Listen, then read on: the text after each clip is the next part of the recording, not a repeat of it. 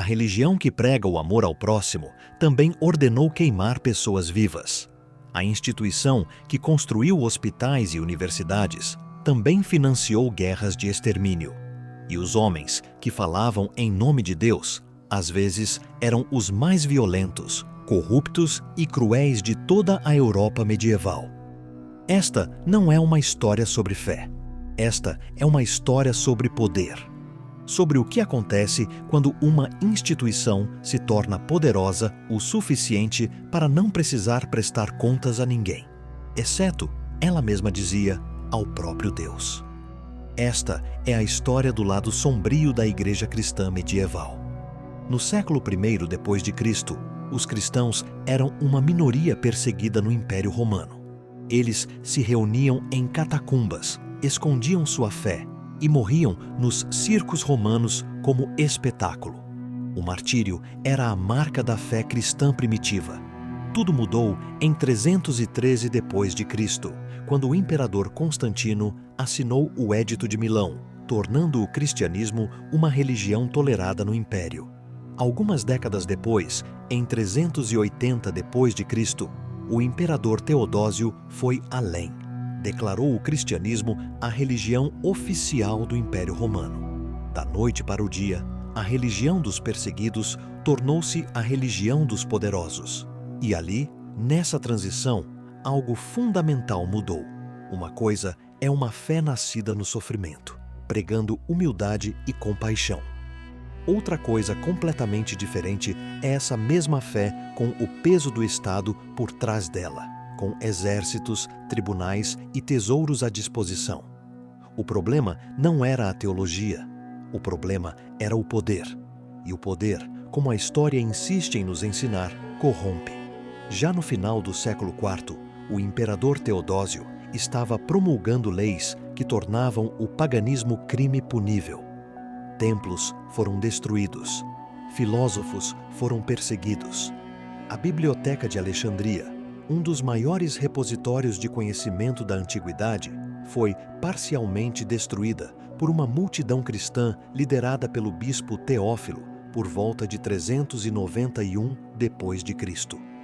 Os que antes eram perseguidos agora perseguiam. Avancemos para 1095. O Papa Urbano sobe ao púlpito em Clermont, na França, e faz um discurso que vai mudar a história do mundo. Ele convoca os cristãos da Europa a pegarem armas e marchar até Jerusalém para libertar a Terra Santa do domínio muçulmano.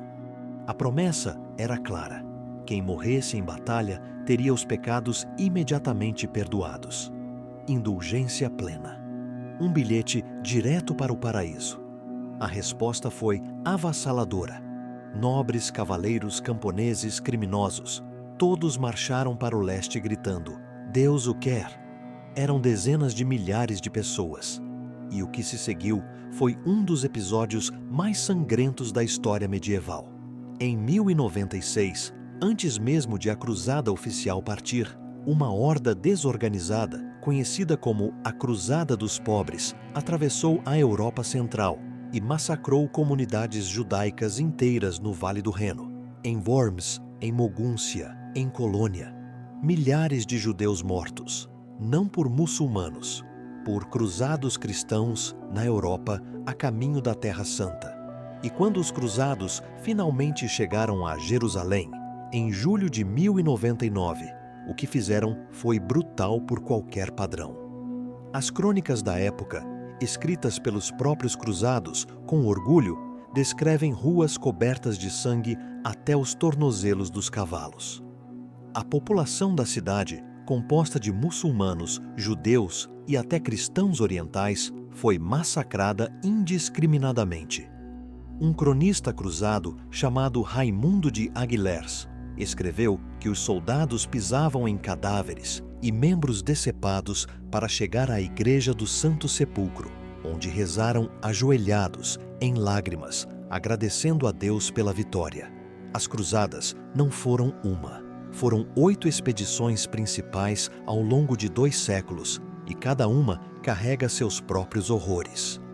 A Quarta Cruzada, em 1204, nem chegou à Terra Santa.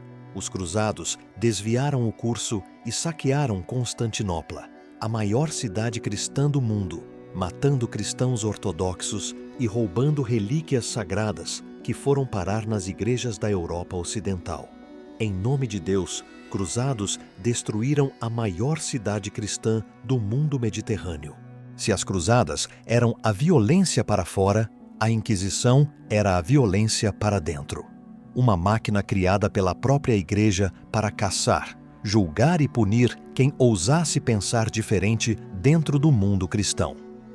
A Inquisição medieval começou no século XIII para lidar com movimentos heréticos. Inquisidores, geralmente frades dominicanos, eram enviados a regiões suspeitas com poderes quase ilimitados. E a lógica do sistema era perversa em sua simplicidade. Ser acusado já era evidência de culpa. Provar inocência era quase impossível. Confessar aliviava a pena. Não confessar provava a teimosia do herege. A tortura era não apenas permitida, mas regulamentada. O Papa Inocêncio IV, em 1252, autorizou formalmente seu uso nos processos inquisitoriais.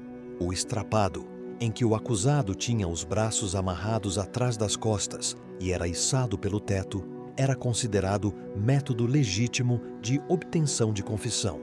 A água, o fogo, os instrumentos de ferro, tudo dentro das regras. E então veio a Inquisição Espanhola, estabelecida em 1478 sob os reis Fernando e Isabel. Tomás de Torquemada, o primeiro grande inquisidor, tornou-se sinônimo de crueldade inquisitorial. Sob seu comando, milhares foram queimados na fogueira em autos de fé, cerimônias públicas de punição que atraíam multidões como um espetáculo. O acusado vestia uma carapuça e uma túnica com chamas pintadas. Era conduzido em procissão. E se a condenação fosse a morte, era entregue às autoridades civis para ser queimado vivo na praça pública. A multidão assistia. Às vezes, aplaudia. Mas a violência não era o único pecado da Igreja medieval. Havia algo igualmente corrosivo: a corrupção instalada no coração da própria instituição. O comércio de indulgências é talvez o exemplo mais escandaloso. A Igreja vendia perdão. Literalmente. Por um preço, seus pecados podiam ser apagados. Famílias inteiras compravam indulgências para tirar parentes do purgatório. Era, na prática, uma indústria multimilionária baseada no medo da morte e do julgamento divino. O nepotismo era igualmente descarado. A própria palavra vem do latim nepos, sobrinho, pois era com sobrinhos que os papas frequentemente presenteavam cargos da Igreja. O Papa Alexandre VI, da família Borgia, é o caso mais extremo. Teve vários filhos, incluindo o infame César Borgia, e usou o papado abertamente para enriquecer sua família por meio de assassinatos políticos e envenenamentos. E havia o grande cisma do Ocidente entre 1378 e 1417, um período em que a Igreja tinha não um, não dois, mas 3 papas simultaneamente, cada um excomungando os outros e proclamando-se o único legítimo representante de Deus na Terra. 3 homens, ao mesmo tempo, cada um afirmando falar por Deus. A contradição era tão absurda que abalou a credibilidade da Igreja de forma irreversível. No final do século XV, a Europa estava à beira de uma explosão.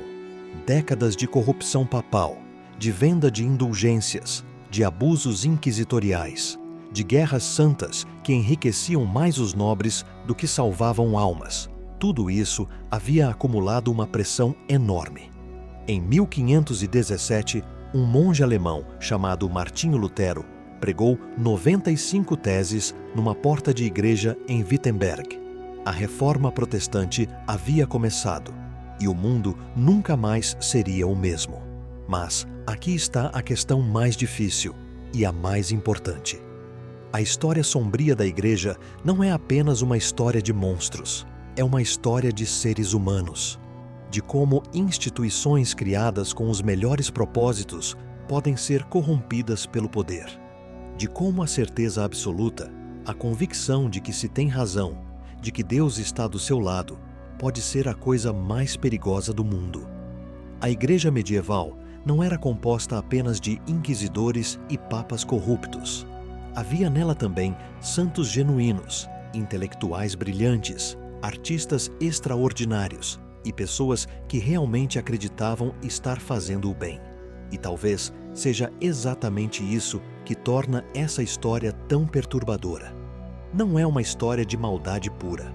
É uma história de como o poder transforma até o mais bem intencionado dos projetos humanos em algo que seus fundadores jamais reconheceriam.